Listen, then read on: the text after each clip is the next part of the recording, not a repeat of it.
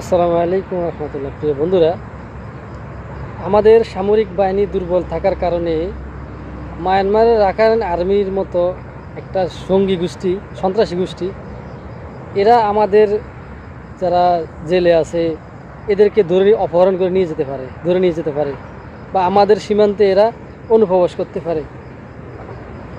আমাদের সামরিক যে অক্ষমতা, দুর্বলতা, এটার কারণে বিগত 17 বছর ধরে বাংলাদেশ সামরিক খাতকে দুর্বল রাখা হয়েছে, যেমন কি ভারতের বিএসএফ যে কোনো মুহূর্তে বাংলাদেশে গুলি চালাতে পারে।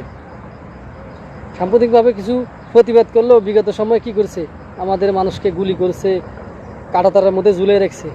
এবং কি এখন যে আরাকান আর্মি, এটা কিন্তু এখনও কোনো রাষ্ট্রীয় বাহিনী না, একটা মায়ানমারের একটা বিদ্রোহী সন্ত্রাসী গোষ্ঠী। এরা আমাদের লোকের, আমাদের বিডিআরকেও চ্যালেঞ্জ জ্বালায়।